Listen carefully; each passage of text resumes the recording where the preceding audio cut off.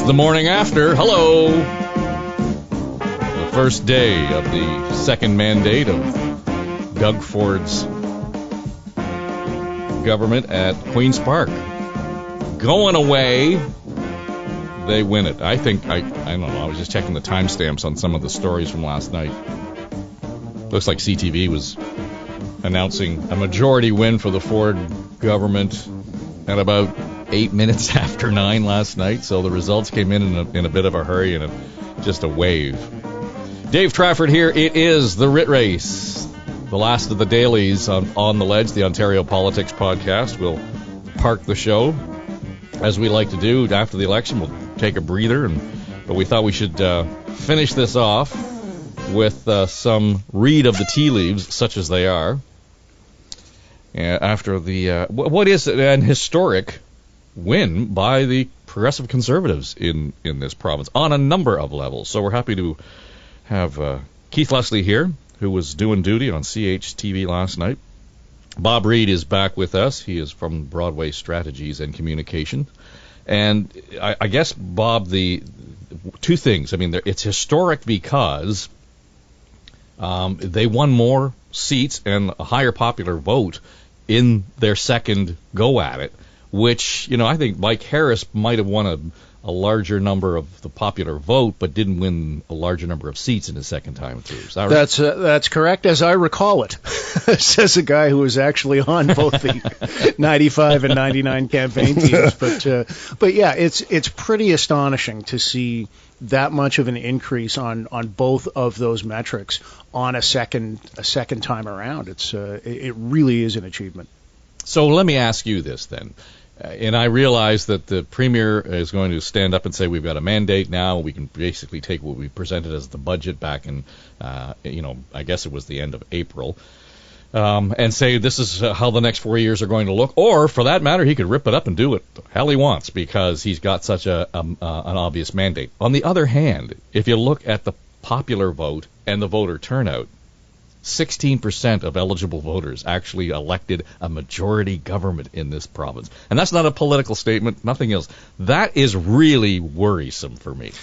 Well, in our three-party system, it always works out that the party that forms even majority governments doesn't get most of the votes, that most people vote in the other direction. So, that's the kind of weird hiccup of our system that we've always lived with. But it becomes especially more pronounced when the vote turnout is as low as it was.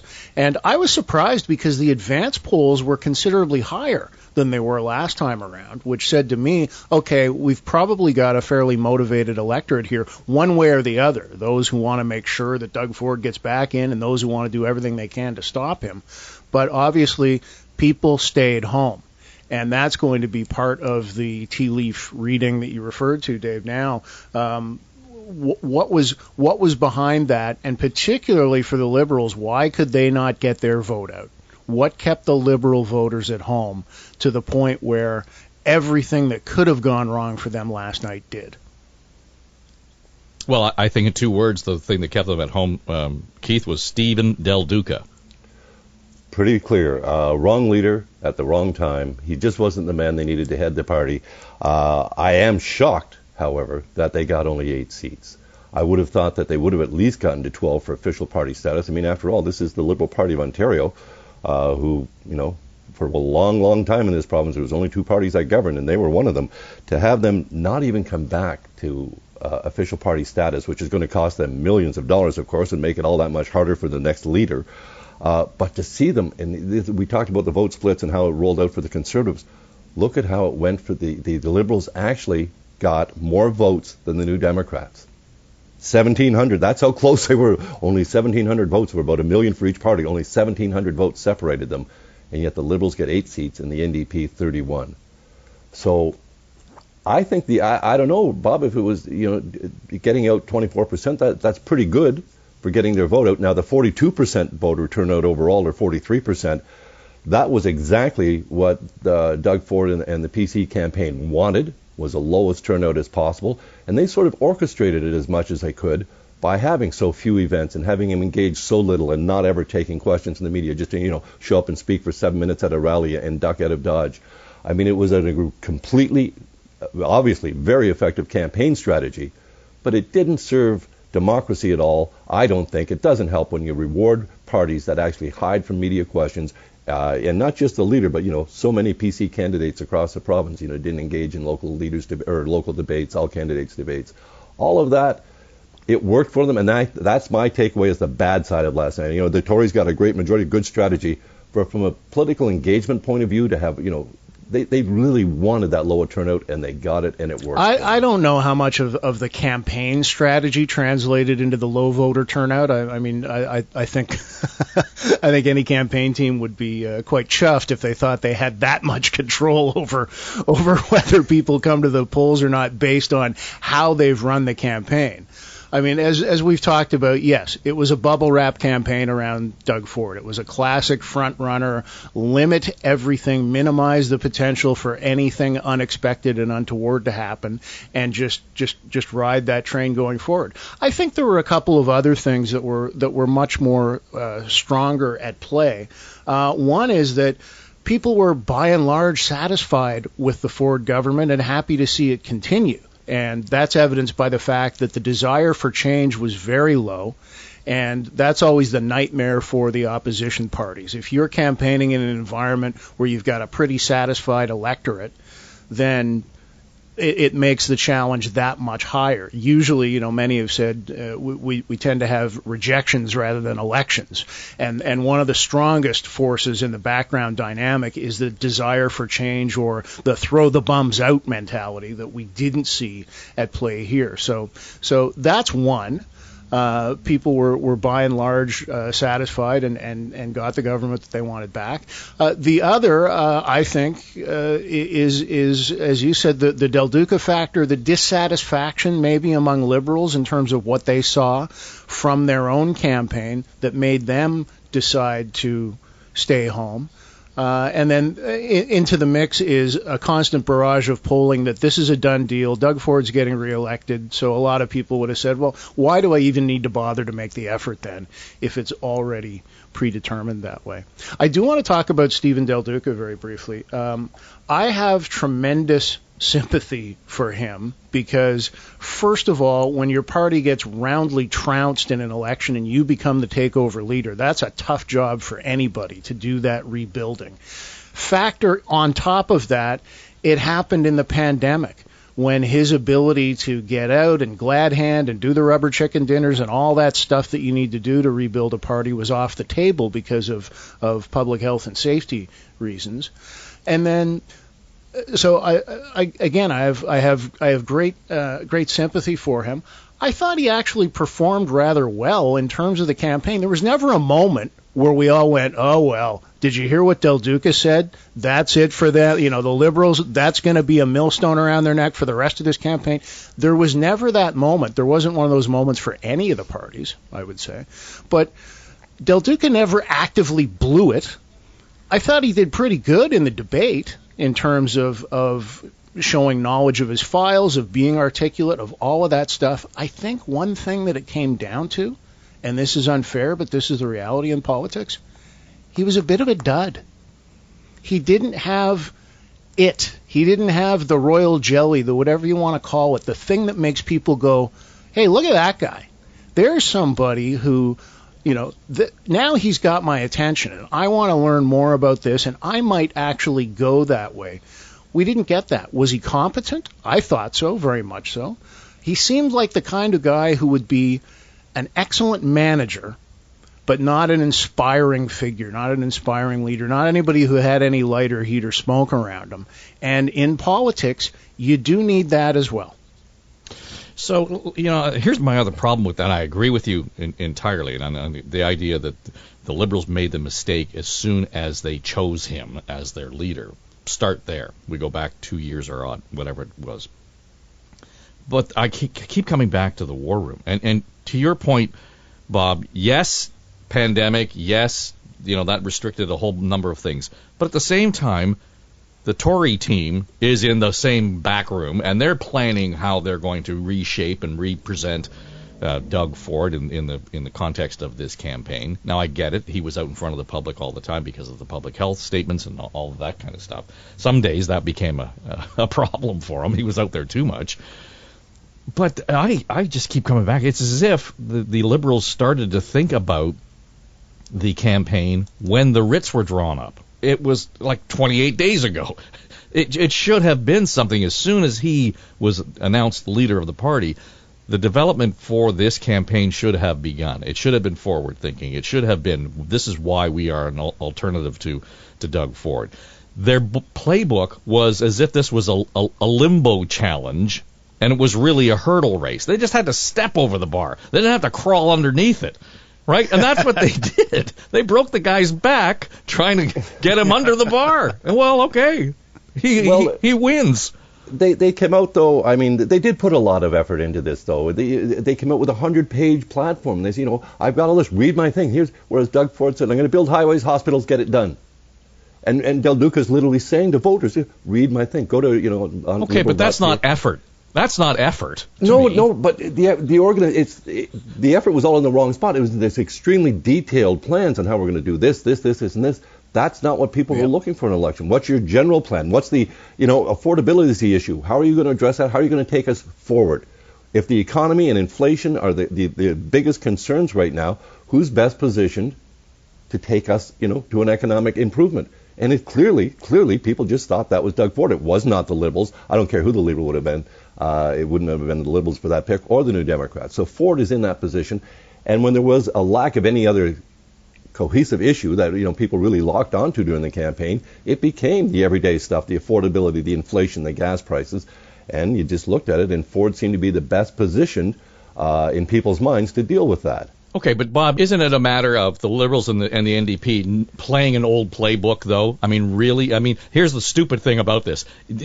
I heard Scott Reed nailed it on the radio on Friday morning, and he said 413 was a bear trap, and Del Duca stepped right in it because immediately he came out guns a-blazing against it, sounding as if he was anti-highway. Failing to point out that the Liberals built the extension to the 427. The Liberals built the extension to the 407, and it's a toll road. So, they weren't anti-highway at all, yet they kind of focused on that. And as soon as they did, that became an issue. If he would have just said, no, we're all in favor of this, it would have gone on and wouldn't have been an issue. The NDP, on the same hand, are talking about how he's going to privatize health care. We're going to have these health care cuts. None of that was substantiated at all. They were talking about old ways of attacking the Tories. They were not nimble enough to deal with this new campaign that the Tory War Room had put out there.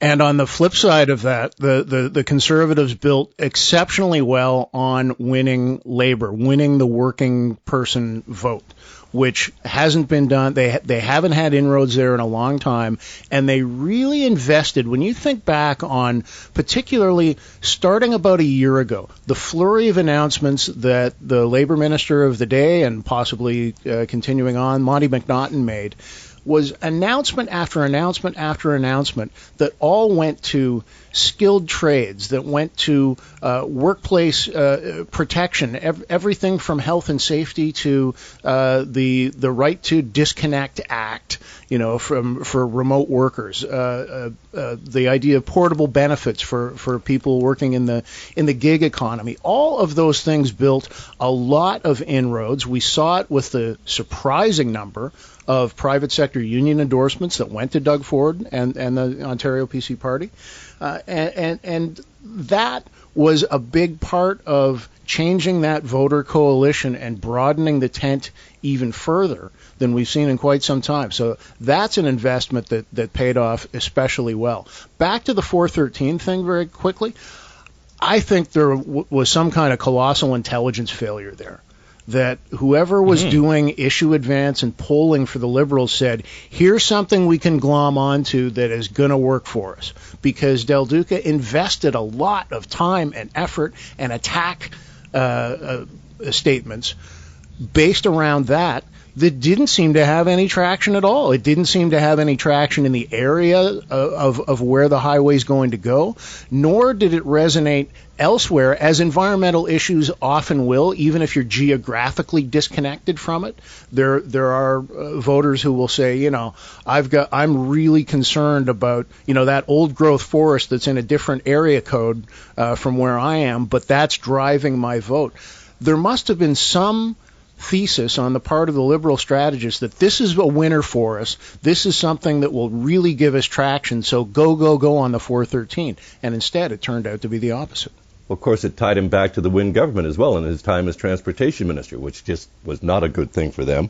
To pick up on Bob's point about Monty McNaughton as the Labour minister and the skills development file, McNaughton pushed hard within the cabinet to get it so that when initiatives come up, the Conservatives didn't automatically side with the employer every time.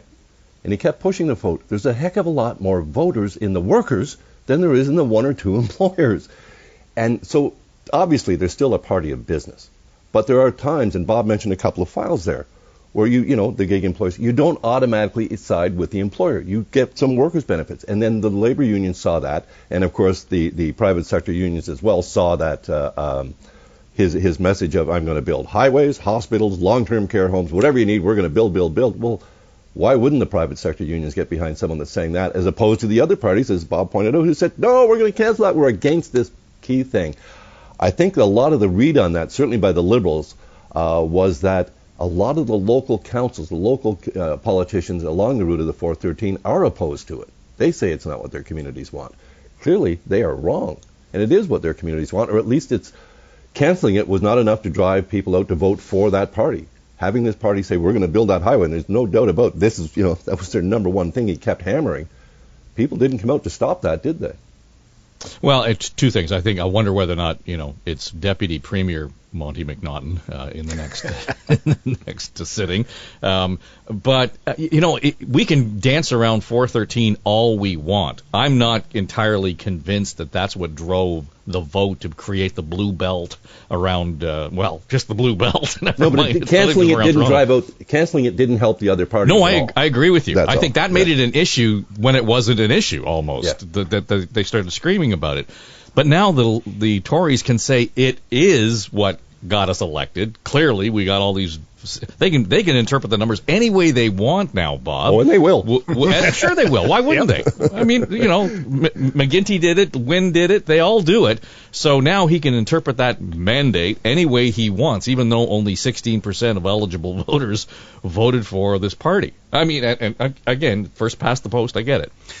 I think the beauty of it was the simplicity and the clarity of the general thrust of the Conservative campaign. And that slogan, "Get it done," some wags, jumped all over that. Get what done? What does that mean? Yada, yada, yada. People got what it meant. People got what it meant. People heard, all right, here's a guy who, and he also used these words, we're the party that says yes. We're the party that says yes to building things, to doing things, to moving forward. So people like that, it's positive, it's forward moving, it's get us, over this hump that we've been living with for the past couple of years and into the future in a positive way, in a growth oriented way. So that worked. And the get it done thing spoke to every voter out there saying, I'm sick and tired of every election we hear blah, blah, blah. We're going to do this, and we're going to promise that, and we're going to make this happen, and they talk about it, and nothing ever gets done. So to have a guy saying, I'm the get-it-done guy, and now having one term of government behind him to show that he has been able to get some things done, that really resonated strongly. And it was again the elevator pitch that the Liberals didn't have. Keith was entirely right. Yeah, we got a 100-page document. Go to our website and be a wonk, and it's all there if you want. No, people want to know, what are you going to do for me? I'm going to do this, that, and the other thing. Okay, I like the sound of that. I'm in. So, and on that, I think, getting shovels in the ground on 413, for example, will be a critical time, just a benchmark in all of this. But my prediction is that it will be Premier Michael Ford who actually is the one to cut the ribbon on the new highway. Some really interesting, fallout in terms of those who won Michael Ford winning a seat in Etobicoke. I love the idea that Bobby Ann Brady, the independent, wins. It was such maybe a surprise in that riding that they didn't even have a photograph of her in the graphics package last night on TV. No, I was on Channel 11. That's the local TV station for Haldeman, Norfolk, and we didn't have the picture of her up. We didn't see this coming, I guess. Bobby Ann Brady was the executive assistant to the former Conservative MPP, long time there, Toby Barrett. And the Conservatives somehow mishandled Toby's retirement or resignation. The fact he wasn't going to run again. Someone else announced it before him. I think it was his rival. And he, I guess, got his nose put a bit out of joint by that and said, well, you know what? His executive assistant, who I imagine he was probably going to try and get as the PC nominee, he just said, well, run as an independent and I'll support you. And she won last night against the Conservatives in a massive, massive blue wave across the province. This independent, who is conservative at heart, I suspect, still won. That is stunning. An independent with no resources. That shows you the power of Toby Barrett in that riding. His popularity has not waned any. And so him stepping down, he handed it over to his executive assistant, who got elected. As I say, that's just a huge shock. And Toby himself this morning posted a picture of her. Here she is, Bobby Ann Brady. And it was the first time I'd seen her, was this morning in the TV shots.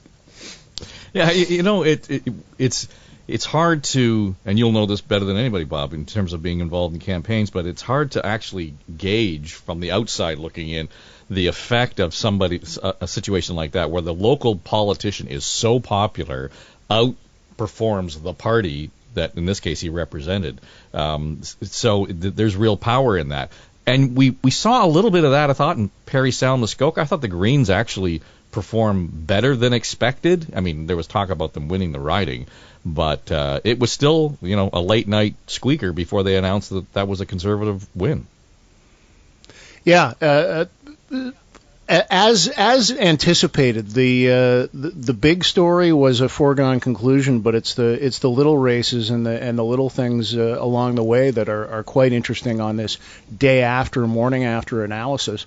Michael Ford, the Premier's nephew, did not win by a landslide. That even though it was an Etobicoke seat, it was not a big margin of victory. So interesting there. My own riding, but neither did Ernie Eves. Remember. Well, that's true. Landslide, Ernie. Landslide. Yeah. That's right. My own riding of Don Valley West was interesting as well, because that was Kathleen Wynn's former riding. She obviously did not run again. The Liberal candidate in her stead was not a household name by any stretch, but the PC candidate was Mark Saunders, the former police chief of the city of Toronto. So he had great profile, great name recognition out of the gate. I know some folks who actually went door knocking with him and said the reception at the doors is tremendously strong. People know who he is. They want to talk to him. They want to see him. And yet he came up short in a riding that usually skews Liberal, but has been a bellwether. When there have been Conservative waves, or Liberal waves, Don Valley West has gone both ways. In Mike Harris's waves of 95 and 99, this seat went Progressive Conservative. It did not last night. I thought a couple of the real interesting PC pickups from the New Democrats were Hamilton East, Stony Creek, where Paul Miller had been the NDP incumbent. He had won 4 times, and in April, just before the campaign started, Andrew Horvath threw him out, said he can't be a candidate. Their vetting process found allegedly that he joined an Islamophobic group on Facebook. He denies it, launched a lawsuit, ran as an independent. The NDP ran another candidate. The Conservatives won with a former NFL star, Lumsden, and it wouldn't have mattered. Even if they added the NDP vote and Paul Miller's vote, the Conservatives were still going to take that riding. The other one that really shocked me, the Conservatives taking Timmins. Gilles Bisson from the New Democrats represented that riding for 32 years. He flew his own plane into the various constituency offices. It was a vast riding at one time. 32 years.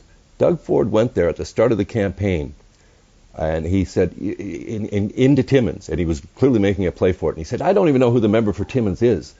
And I think that might have precipitated Gilles Bisson's heart attack at the start of the campaign, which sort of sidelined him a bit. But to see at the end, he got trounced.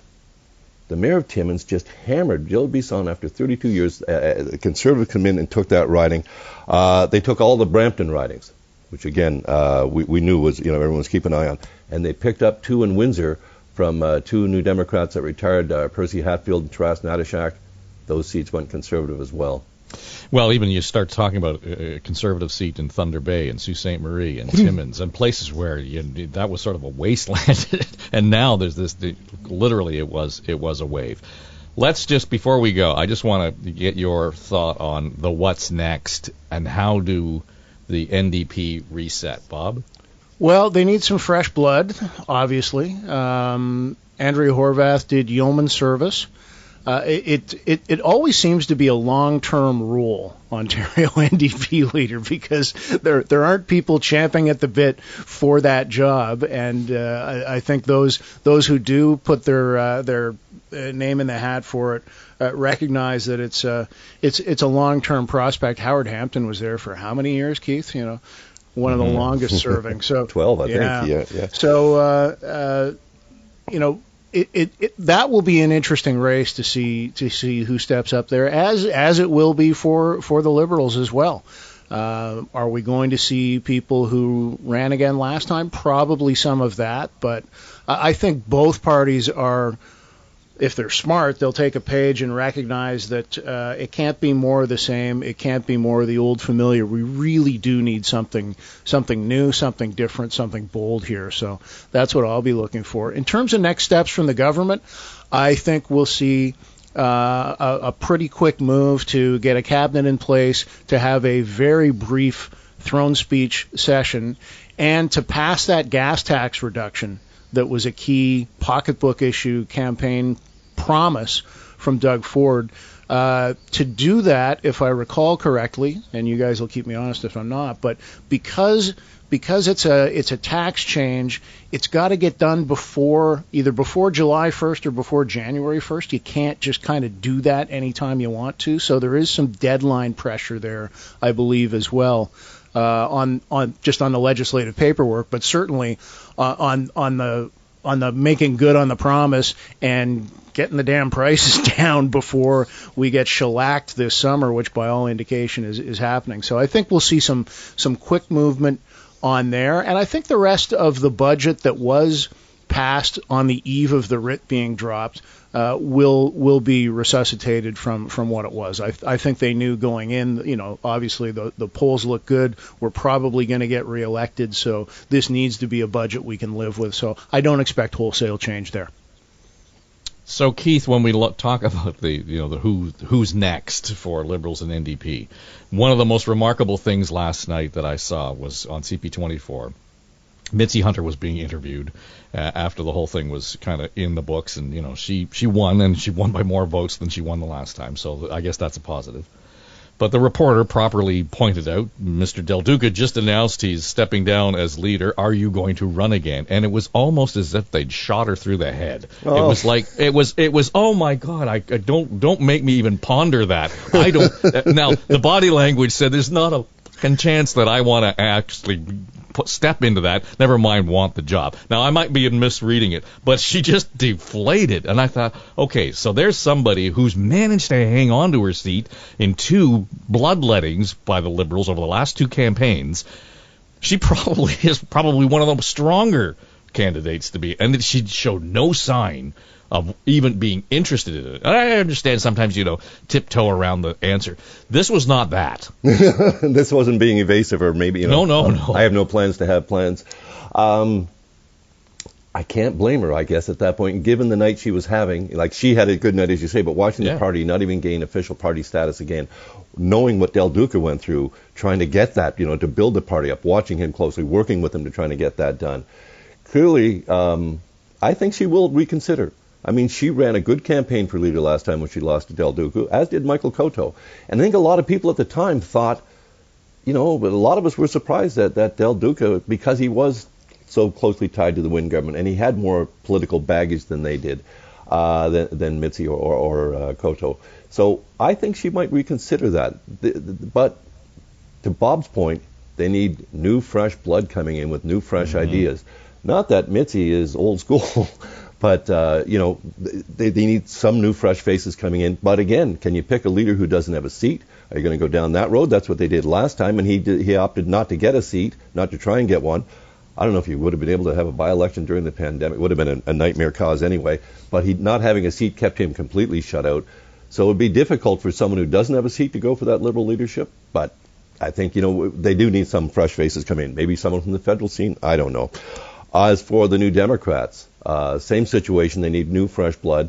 Ideally, they could get Jugmeat back to run as leader. I don't think he wants to give up his federal job. I thought Horvath's speech last night was the best one she gave in the entire campaign. She looked good. She was smooth. She delivered it all. I mean, she got emotional. That's fine. There's nothing wrong with that. And up till the point where she resigned, I thought it was the best speech she gave all the campaign. She seemed to be fumbling a lot in the campaign, and I think spent way too much time attacking Del Duca, attacking the Liberals, and just came off as negative because of that. I mean, you're already an opposition leader. You're always on the attack and negative anyway. During the campaign, she stayed too much on that and not enough, I think, on the positive. But where the next leader comes from, is it the one of those 31 MPPs or is it someone else? I truly, at this point, have no idea. But I think there's a lot of people pondering that themselves this morning over breakfast and wondering, could I do that? I wonder. Would I want to? Perhaps is the first question to ask. Well, if you've run as a New Democrat and been elected as a New Democrat, I have to think, why wouldn't I want to be leader? Right.